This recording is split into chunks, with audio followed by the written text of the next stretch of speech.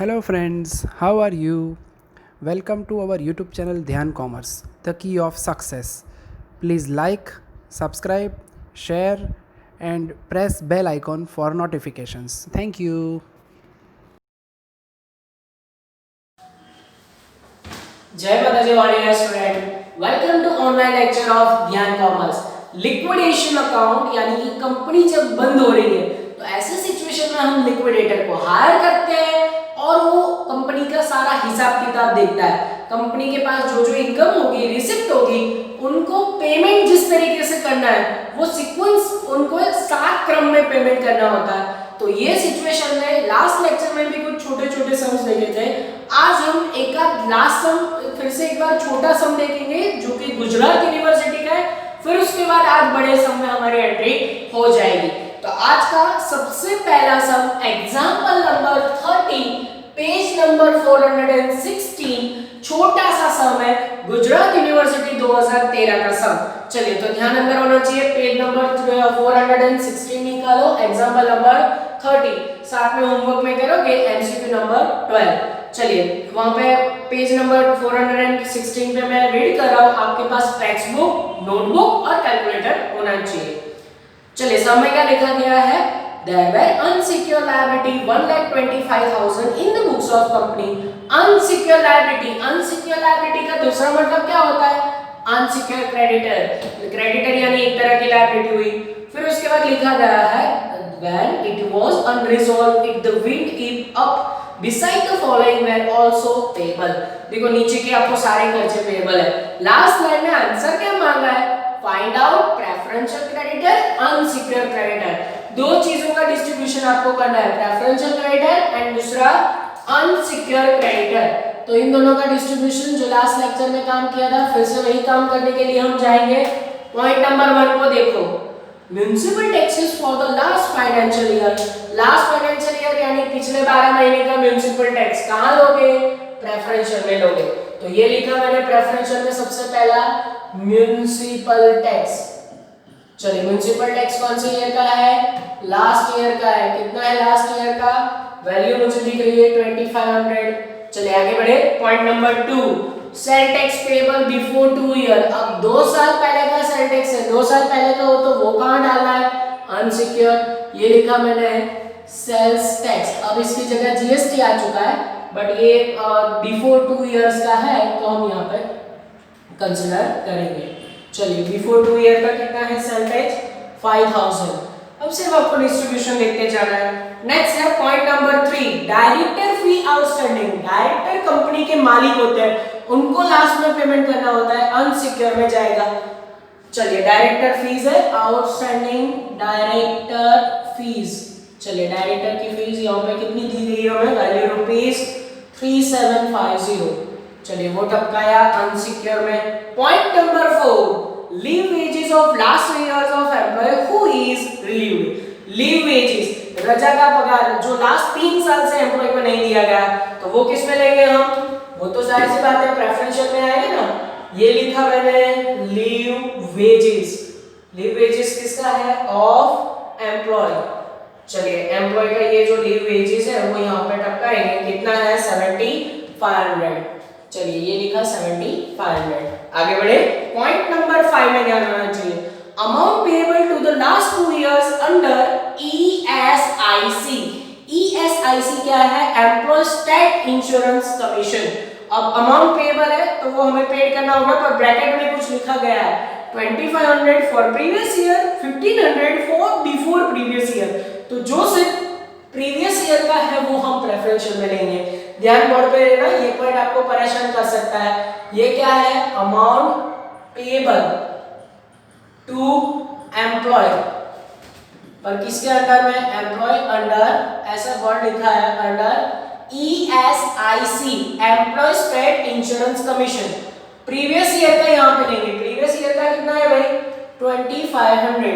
और ये जो दूसरी वैल्यू है ना वो अनसिक्योर में जाएगी, अमाउंट पेएबल अंडर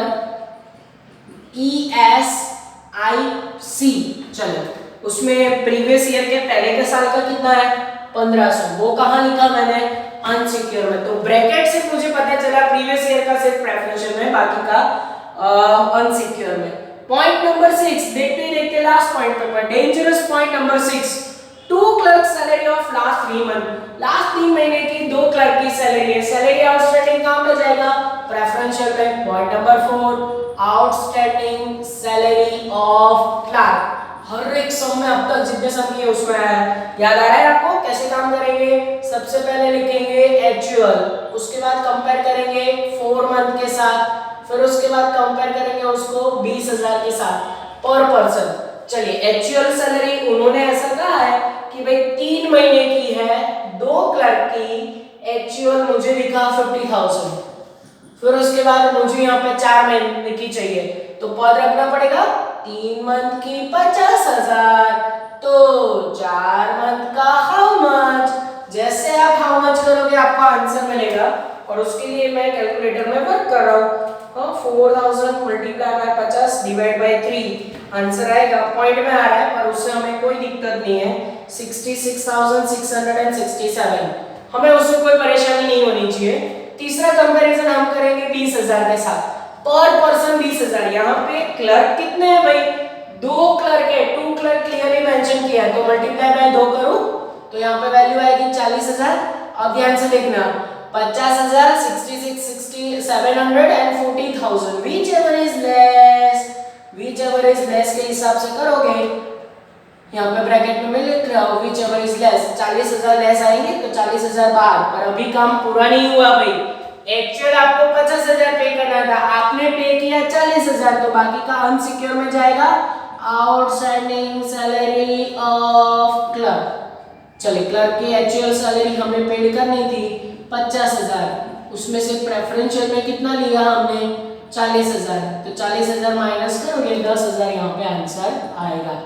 चलो अब इसका काम सिर्फ टोटल करना है, तो चलो टोटल का वर्क करें। सबसे पहले सिर्फ प्रेफरेंशियल का टोटल करते हैं। 2500 प्लस 7500 प्लस 2500 प्लस 40,000, ये टोटल आएगा 52,500। आप आंसर में चेक भी कर सकते हो, क्लियरली आंसर आ रहा है। अब आएगी अनसिक्योर की बारी, पर ऊपर पैराग्राफ में उन्होंने एक लाइन दिया है अनसिक्योर लायबिलिटी। अनसिक्योर लायबिलिटी का मतलब ही अनसिक्योर क्रेडिटर होता है, तो हमें ऑलरेडी दिया हुआ है अनसिक्योर्ड लायबिलिटी, और वो कितना है? 1,25,000, वो बुक में ऑलरेडी है, यानी सन्ड्री क्रेडिटर भी बोल सकते हो। अब इसका टोटल करना है और वो वाले टोटल्स के साथ मैच करना है। ये टोटल आपका आंसर आएगा 145,240। ठीक है, आप आंसर चेक कर सकते हो। तो इस तरीके से डिस्ट्रीब्यूशन होता है भाई प्रेफरेंशियल एंड अनसिक्योर का, आराम से ये काम आप कर सकते हो। चलिए बच्चों, अब बारी आ चुकी है कि हम लिक्विडेशन का फुल सम अप ट्राई कर सकते हैं। पूरा एक जो हमें स्टेटमेंट बनाना है जिसके हमें 14 मार्क्स मिलते हैं, जिसको बोला जाता है liquidated finance statement of receipt and payment. यानी अब यहाँ पे एक अकाउंट बनाना है हमें, लिक्विडेटेड फाइनेंशियल स्टेटमेंट, जिसमें कंपनी की सारी रिसिप्ट आ जाती है, जिसमें कंपनी के साथ जो सीक्वेंस में पेमेंट करना है वो आ जाता है। आगे जो हमने छोटे सम देखे थे उसमें हमें secure creditor, preferential and unsecure creditor का डिस्ट्रीब्यूशन देखा था, जो कि हमें यहाँ पे काम में आने वाला है। तो पूरा आप स्टेटमेंट देख सकते हो। इसके रिलेटेड बेसिक सम हमारी मटेरियल कॉपी में अवेलेबल है। तो आपके लिए पहला basic sum example number 1 material copy जो आपके पास है उसको निकालो, उसमें पेज नंबर 77 पे पहुंच जाओ। Full sum of liquidation basic sum से कह सकते हो, तो ध्यान आपका अंदर होना चाहिए। Page number 77 material copy. चलो एग्जांपल नंबर 1 ध्यान देना अंदर। The Ultra Limited want to liquidation its asset realized 3,50,000 excluding amount realized by the sale of security held by secure creditor. The following were as position.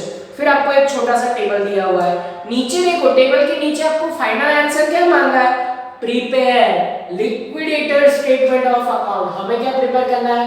Liquidator statement of account. जो liquidator काम कर रहा है, जो बंदे को हम higher कर रहे हैं कंपनी के अकाउंट्स लिखने के लिए, उसका पूरा एक स्टेटमेंट ड्रॉ करना है। तो याद आ रहा है आपको, मैंने आगे पावर पॉइंट प्रेजेंटेशन में फर्स्ट लेक्चर में समझाया था कंपनी की रिसीव क्या हो सकती है? Cash and bank. फिर असेट रियलाइज, असेट बेचोगे तो आपको पैसे मिलेंगे, कंपनी के लिए रिसिप्ट है। सरप्लस फ्रॉम सिक्योर क्रेडिटर, आपका जो सिक्योर क्रेडिटर है जिसके पास में आपने कुछ गिरवी रखा है, अगर वो मार्केट में बेच दिया और उससे आपको फायदा हो, वो पॉइंट आएगा सब में। फिर 7 क्रम में हमें पेमेंट को करना है, तो उसके लिए हमें सबसे पहले कुछ इंफॉर्मेशन दी है। फर्स्ट पैराग्राफ में ऐसा बोला है असेट रियलाइज। असेट रियलाइज हमारे लिए रिसिप्ट है या पेमेंट है? वो हमारे लिए क्या होगी? रिसिप्ट होगी। तो ये देखो मैंने असेट रियलाइज में सेकंड पॉइंट में असेट की डायरेक्ट वैल्यू लिख रहा हूं 3,50,000, अदरवाइज उसका पूरा लिस्ट आउट होता कि ये असेट बेची, अभी 3,50,000 आया।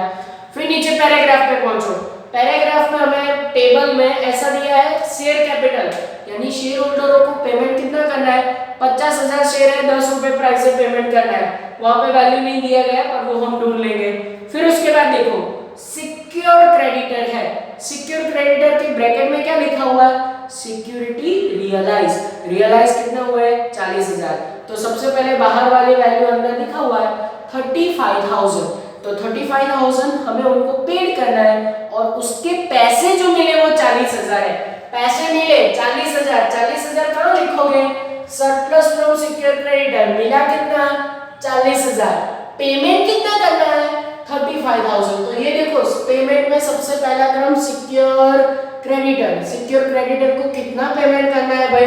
35,000। तो ये 40,000 यहाँ पे लिखा और 35,000 पेमेंट, यानी 40,000 हमें मिले। वो है ना सिक्योर क्रेडिटर सिक्योरिटी के बेसिस पे, यानी इनके पास आपकी कुछ सिक्योरिटी होगी, इसीलिए इनका नाम सिक्योर क्रेडिटर है। तो वो सिक्योरिटी बेचोगे, रियलाइज आपको कितने पैसे मिल रहे हैं वो सिक्योरिटी बेचने से? 40,000। और पेमेंट कितना करना है? 35,000। यानी ऐसी सिक्योरिटी जहां पे हमने कुछ गिरवी रखा था, इसलिए उन क्रेडिटर को जो सिक्योरिटी बेची 40,000 हमें मिले और सामने उनको पेमेंट 35,000 करना है। चलिए point number next, preferential creditor करके 6,000 वैल्यू दे दिया है। प्रेफरेंशियल क्रेडिटर कौन सी क्रम में आता है? 3rd नंबर क्रम में आता है। ये देखो प्रेफरेंशियल क्रेडिटर सीधा वैल्यू 6,000 दिया है, लिख लो यहाँ पे, ये मैंने लिख दिया 6,000। फिर इसके बाद next point unsecured creditor value ₹1,40,000। Unsecured creditor क्रम नंबर 5th है, ये लिखता हूं मैं क्रम नंबर 5th में 1,40,000, ध्यान देना यहाँ पे।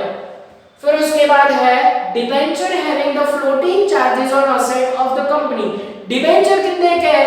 2,50,000।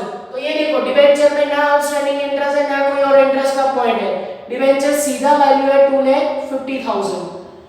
ठीक है, ये 2,50,000 बाहर टपका दे डायरेक्ट, इसमें कोई इंटरेस्ट का पॉइंट है नहीं। क्रम देखो ये पेमेंट का यही क्रम रहना चाहिए। फिर उसके बाद मुझे दिख रहा है liquidator expenses and liquidator remuneration, उसका क्रम नंबर आता है पेमेंट में 2nd नंबर। लिक्विडेटर एक्सपेंसेस कितना है? 5,000। फिर उसके बाद लिक्विडेटर रेम्यूनरेशन 75,000। ध्यान देना यहाँ पे पेमेंट में जो पेमेंट था मैंने सब कुछ लिख दिया सिवाय इन दोनों के, क्योंकि लिक्विडेटर स्टेटमेंट में रिसिप्ट एंड पेमेंट दोनों साइड होती है। सबसे पहले यहाँ पे कैश एंड बैंक बैलेंस है नहीं, देखो receipt side and payment side statement पूरा बना के रखा था, उसमें जो इंफॉर्मेशन थी सब कुछ मैंने रख दिया। पर अब आपके पास एक सिचुएशन अराइज होगी कि देखो ये लिक्विडेशन स्टेटमेंट में जो चीजें दिया था सब कुछ लिख दिया, पर अब रिसिप्ट साइड आपको बंद कर देना है, क्योंकि आपके पास अगर पेमेंट बचे तो ही इन दोनों को पेमेंट करना है। ठीक है, तो सबसे पहले काम हम क्या करेंगे, ये रिसिप्ट साइड क्लोज कर सकते हैं। देखो रिसिप्ट साइड का टोटल कितना हो रहा है? 3,90,000। यस, तो ये 3,90,000 यहाँ पे भी आना चाहिए। अब आपके पास पैसे कितने बच रहे हैं उसके बेसिस पर डिसीजन लो। आई थिंक सब में शेयर कैपिटल दिया है, तो वो ये वाली शेयर कैपिटल होगी, प्रेफरेंशियल कैपिटल नहीं होगी। तो अब चेक करो कि क्या आपके पास उतना पेमेंट बच रहा है। तो ध्यान से अगर आप टोटल करोगे तो ध्यान देना 3,90,000 में से ऊपर से माइनस करते जाओ। पहला पेमेंट सिक्योर क्रेडिटर को 35,000 कर दिया, फिर 5,000 रेम्यूनरेशन कर दिया, फिर 7,500 ये भी कर दिया, ये सब कुछ पेमेंट हो सकता है। फिर 6,000 प्रेफरेंशियल क्रेडिटर पेमेंट कर दिया, फिर उसके बाद 2,50,000 कर दिया। पर आप ध्यान से देखोगे तो 3,90,000 में यहाँ पे 1,40,000 की जगह पे सिर्फ हमारे पास पैसे बच रहे हैं 86,500।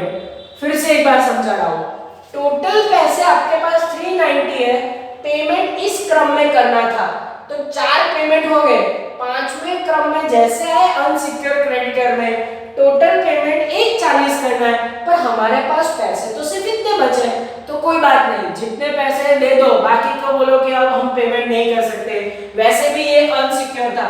इक्विटी शेयर होल्डरों को पैसे बचे तो देना है, यहाँ तो पैसे बच ही नहीं रहा है, तो इक्विटी शेयर होल्डरों को पेमेंट होगा नहीं।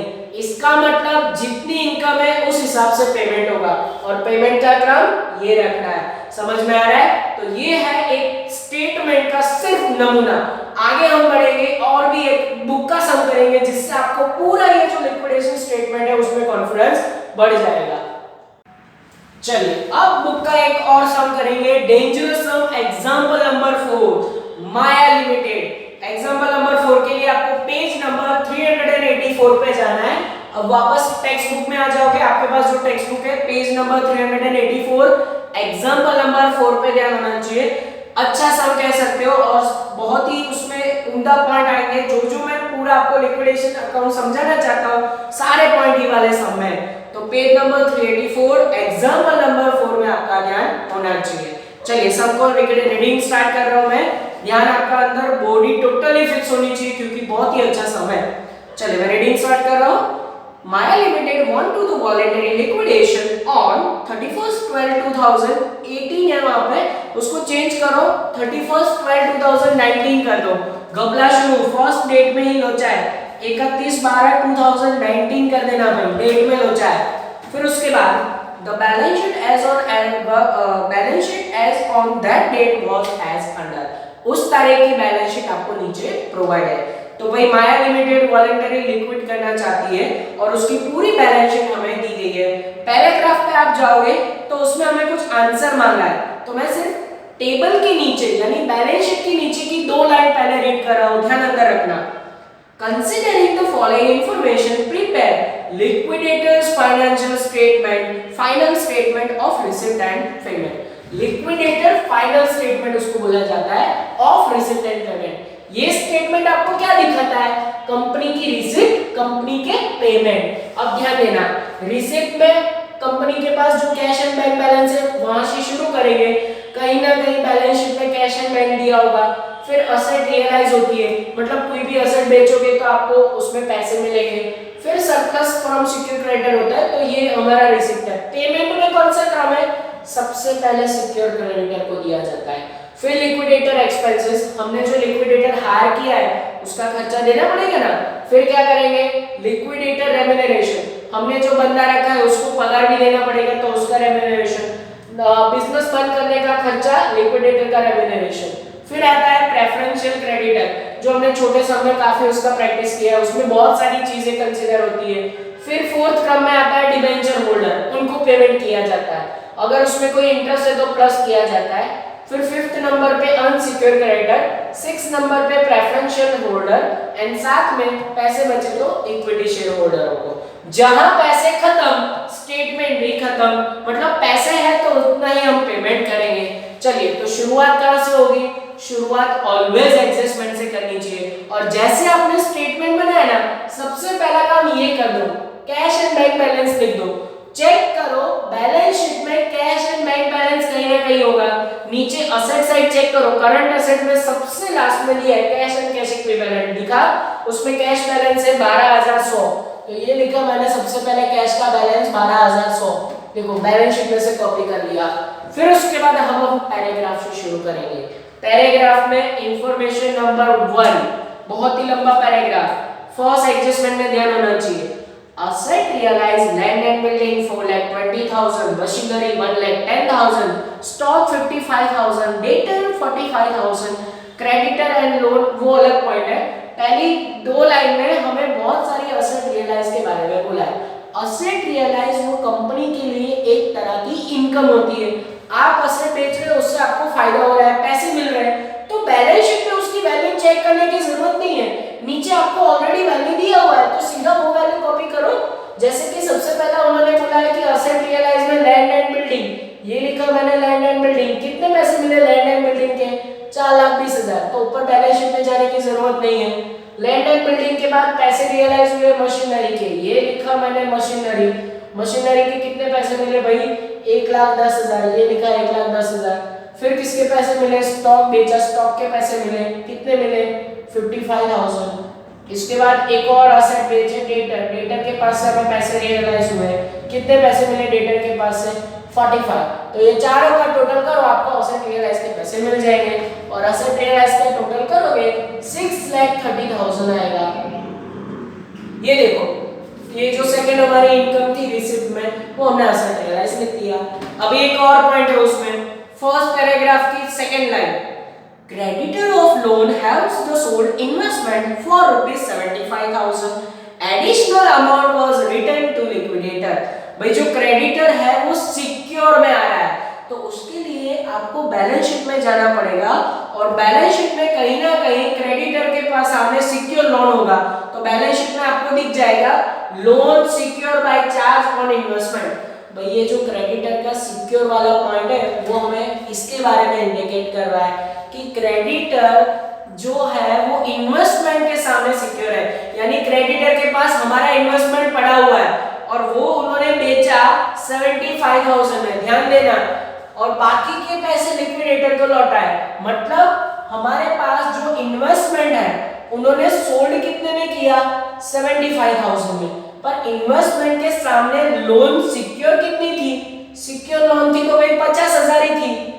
कहां से आया 50,000, बैलेंस शीट में लिखा, बैलेंस शीट में ऊपर लिखा हुआ है लोन सिक्योर जो चार्ज ऑफ इन्वेस्टमेंट, इन्वेस्टमेंट के सामने लोन का पॉइंट है, तो उन्होंने सोल्ड किया ये इन्वेस्टमेंट 75 में, एक्चुअल हमें पेमेंट कितना करना था 50, तो बाकी के पैसे उन्होंने हमें लौटाए। कितने पैसे लौटाए यहाँ पे चेक करो तो आई थिंक 25,000 लौटाए।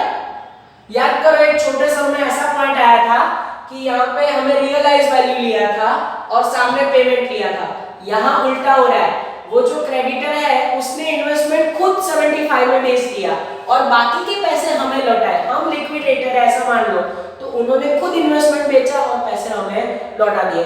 मतलब अब हमें सिक्योर क्रेडिटर को कोई पेमेंट करना नहीं है, उन्होंने खुद मार्केट में बेच दिए इन्वेस्टमेंट और बाकी के पैसे हमें लौटाए, ऐसा वो पॉइंट कहना चाह रहा है। वो लाइन में वैसा लिखा हुआ है additional amount return to the liquidator, मतलब उन्होंने खुद बार-बार बेच दिए, हमें वो झंझट नहीं है।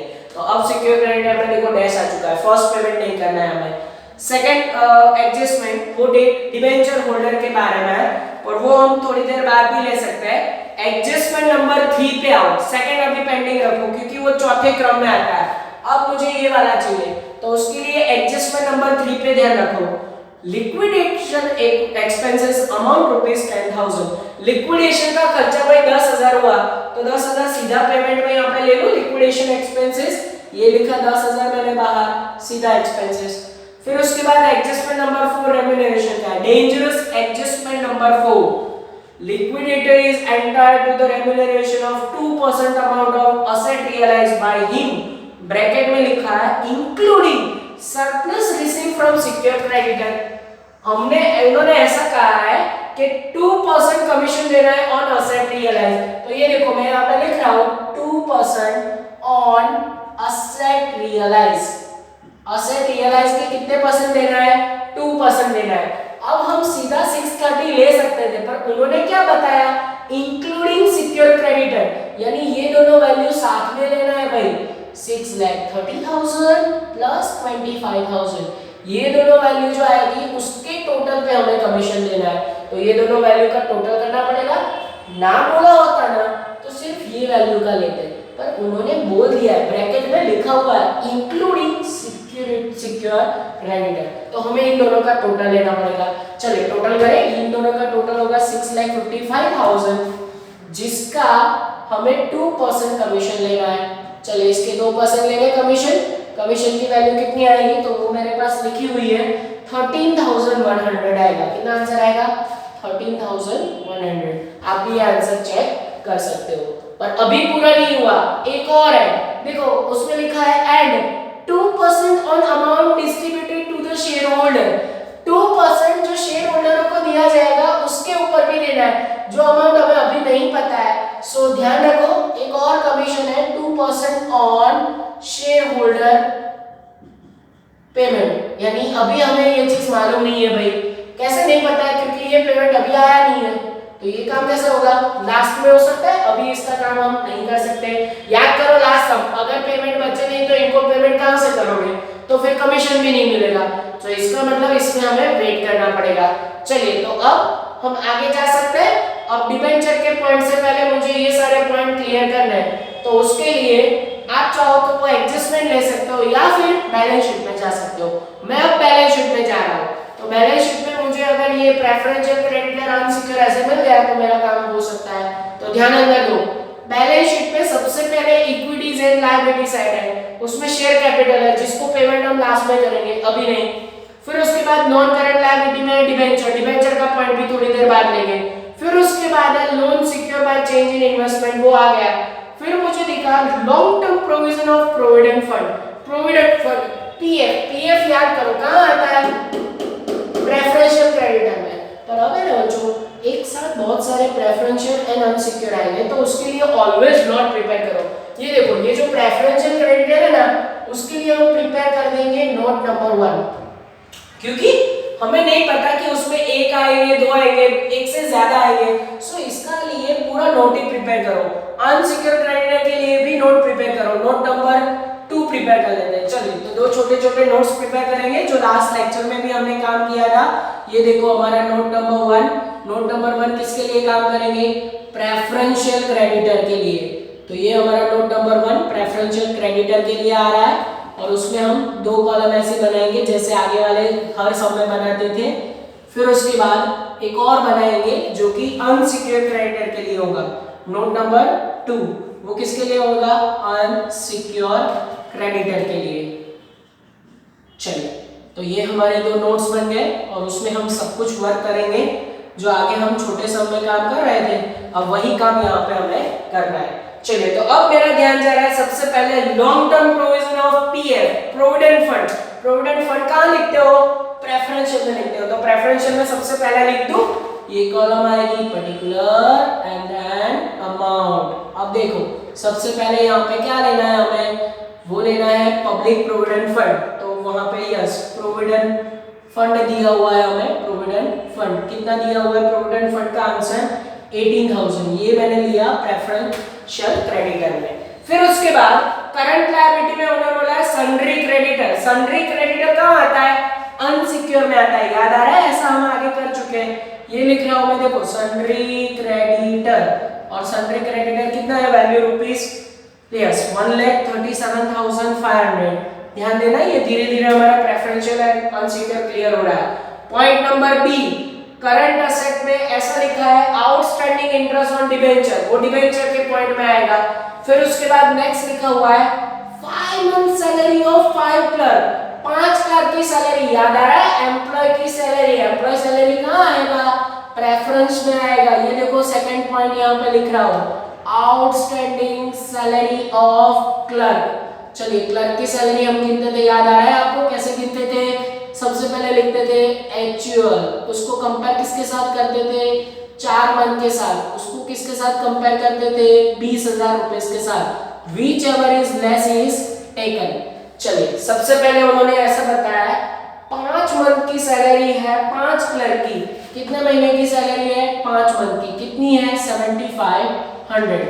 अब देखो ये एक्चुअल है, अगर मुझे 4 महीने की सैलरी चाहिए हो तो क्या करेंगे, पद रखेंगे कि 5 मंथ की 7,500, तो 4 मंथ की हाउ मच, जैसे हाउ मच करोगे आई थिंक 6,000 आंसर आएगा। ठीक है, मैं आंसर चेक कर लूं, यस 6,000 आंसर आ रहा है। फिर उसके बाद हम और क्या कर सकते हैं, यस 20,000 है, 20,000 एक क्लर्क है, यहाँ पे कितने क्लर्क है चेक करो तो 5 क्लर्क है भाई, एक नहीं 2 नहीं, पूरे कितने क्लर्क है, 5 क्लर्क है, तो 20,000 मल्टीप्लाई बाय 5 करना पड़ेगा, क्योंकि 20,000 पर पर्सन है, तो यहाँ पे एक क्लर्क का 20,000 है, तो मल्टीप्लाई बाय 5 करोगे टोटल कितना आएगा, 1 लाख आएगा। अब चेक करो which ever is less, less कौन सी वैल्यू है, तो जाहिर सी बात है 6,000 लेस है, तो ये 6,000 बाहर रख दे। पर अभी काम पूरा नहीं हुआ, याद करो एक्चुअल हमें पेमेंट करना है 75, प्रेफरेंशियल में हमने 6,000 लिया, तो बाकी का कहाँ जाएगा, बाकी का जाएगा अनसिक्योर में। इसके लिए मैं क्या लिखूं, फिर से वही outstanding salary of clerk, clerk की आउटस्टैंडिंग सैलरी। एक्चुअल आपको कितना पेमेंट करना था? एक्चुअल करना था 7500, प्रेफरेंशियल में आपने कितना किया? 6000 किया, बाकी के 1500 कहाँ गए? बाकी के 1500 यहाँ गए, ठीक है, अनसिक्योर में। ये हुआ हमारा आउटस्टैंडिंग पॉइंट ऑफ सैलरी। अब नेक्स्ट ऊपर फिर वापस आओ, करंट लायबिलिटी में इनकम टैक्स है, लोकल टैक्सेस है, जिसके ब्रैकेट में लिखा हुआ है income tax include 5000 assigned on 31/8/2018।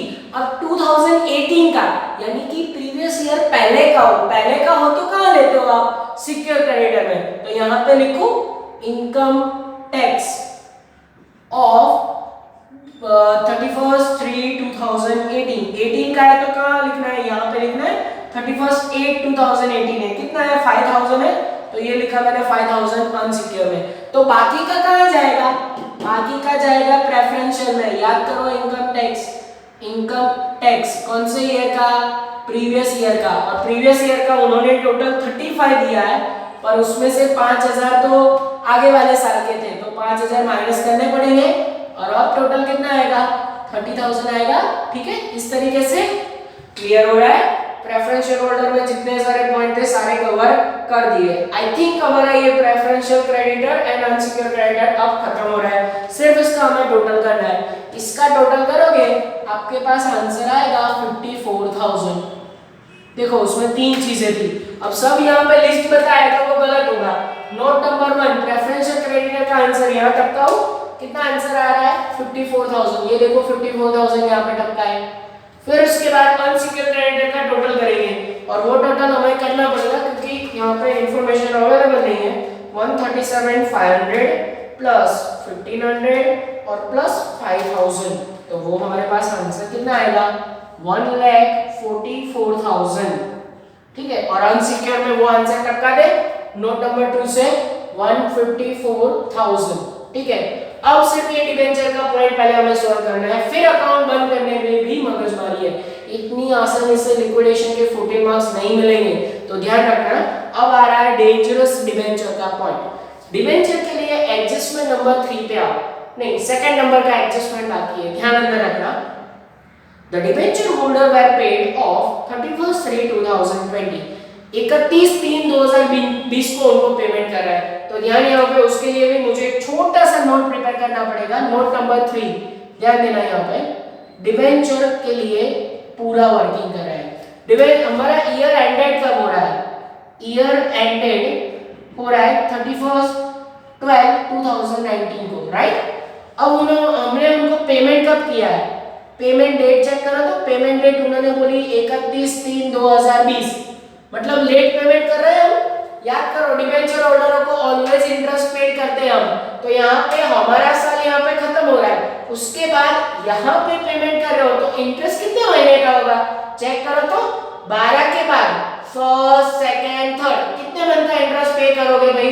3 महीने का इंटरेस्ट एडिशनल अराइजेस हो रहा है, ये 3 मंथ एडिशनल इंटरेस्ट हमें पे करना पड़ेगा, राइट। एडिशनल इंटरेस्ट कितना महीने का पे करोगे? 3 महीने का। अब ध्यान बोर्ड पे, सबसे पहले डिबेंचर होल्डरों को पेमेंट, वो हमारे लिए लायबिलिटी है।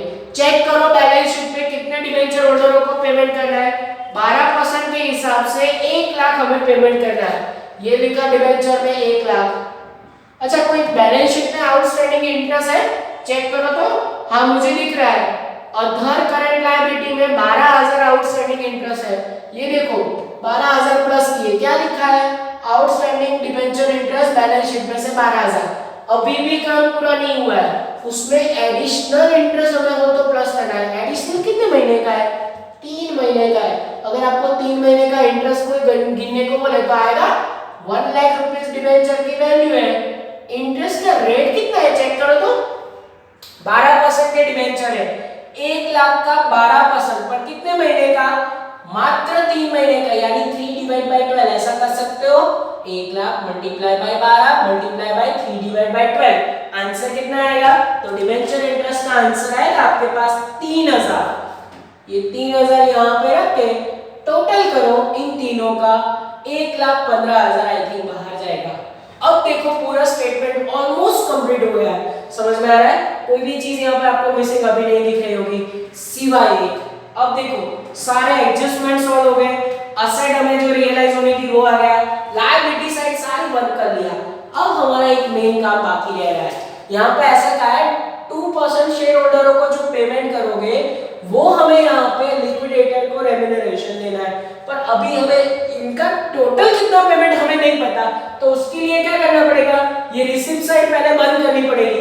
तो रिसिप्ट साइड बंद करो, उसका टोटल आएगा 6,67,100।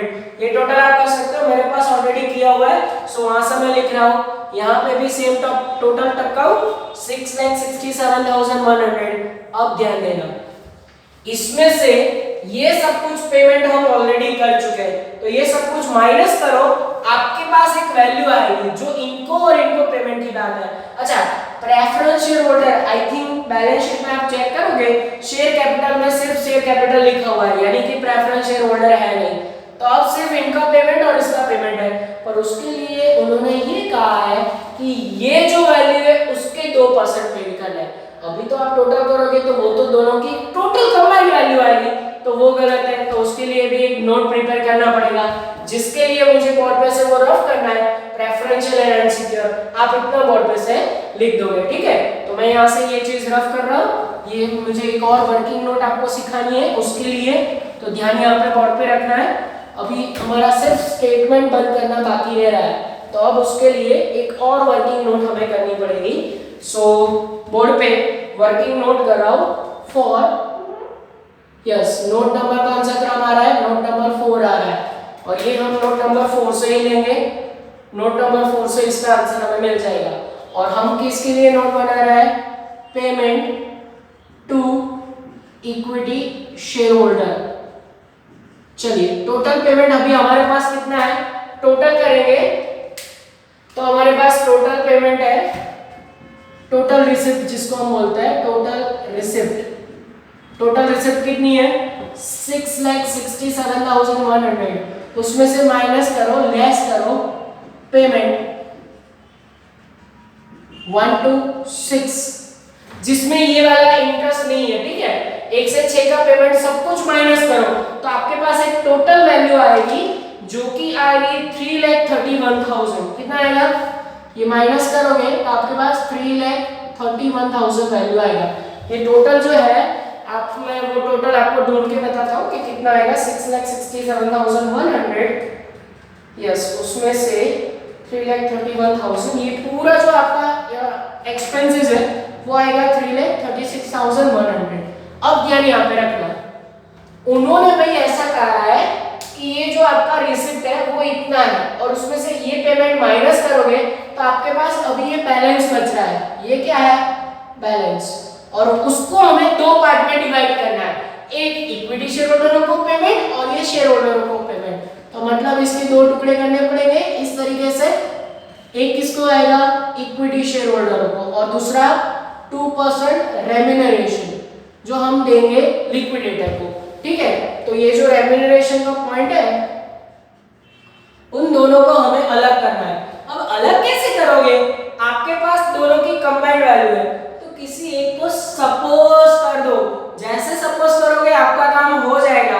तो हम यहाँ पे किसको सपोज करेंगे, सपोज, देखो यहाँ पे सपोज इक्विटी शेयर होल्डर 100 है, ठीक है, तो उसके 2% रेम्यूनरेशन, यानी कि ये रेम्यूनरेशन 2% हुआ, इसके 2 रुपए, तो ये टोटल वैल्यू कितने पे हुई, 102 पे हुई। इस तरीके से इजी, दो वैल्यू कंबाइंडली हमें दिया है, हमें दोनों वैल्यू अलग करना है। तो हमने एक को सपोज किया, सपोज इक्विटी शेयर होल्डरों को पेमेंट 100 है और रेम्यूनरेशन कितना परसेंट देना है, 2 रुपए, तो 100 पे 2 रुपए, टोटल हमारे पास 102 पे वैल्यू है। अब देखना, कोई एक ढूंढोगे दूसरा ऑटोमेटिकली हमें मिल जाएगा। फर्स्ट मैं इसके लिए कर रहा हूँ, 102 पे वैल्यू 3,31,000, तो 100 पे हाउ मच करोगे, यहाँ पे आपके पास आंसर आएगा 3,24,510, ये आंसर आएगा। आप आंसर चेक कर सकते हो। और दूसरा पद कोई एक ढूंढो, फिर इसमें से ये माइनस करोगे, आपको ये मिल जाएगा। अगर पद रखना है तो आप इस तरीके से रख सकते हो कि 102 पे 3,31,000, तो 2 पे हाउ मच, जैसे हाउ मच करोगे आपको रेम्यूनरेशन 6490 6490। अब देखो यहाँ पे दोनों वैल्यू रखोगे हमारा स्टेटमेंट ऑटोमेटिकली क्लोज हो जाएगा 324,510। अब इसके 2% निकालोगे आंसर आपके पास आ जाएगा। ये देखो 3,24,510 के 2% निकालो, या फिर आपने वहां पे पद रखा है 6490। अब ये आंसर रखोगे स्टेटमेंट का आंसर टैली हो जाएगा। तो समझो 14 मार्क्स के लिए आपको जो मेहनत करवा रहे ना माया लिमिटेड दी बेस्ट सम था। अगर कोई पॉइंट आपको समझ में ना आए आप डायरेक्टली मुझे बता सकते हो, मैं आपका प्रॉब्लम सॉल्व कर दूंगा। ठीक है, तो ये हमारा लिक्विडेशन का फुल पहला सम था। नेक्स्ट लेक्चर में ऐसे और भी सम की प्रैक्टिस करेंगे। आज के लिए यहीं तक रखते हैं। कोई होमवर्क नहीं है, जो काम मैंने करवाया उतना काम आप कर लो और गूगल क्लासरूम में सबमिट करो। नेक्स्ट लेक्चर में सफर को आगे बढ़ाएंगे। तब तक के लिए ऑल द बेस्ट एंड जय माता जी।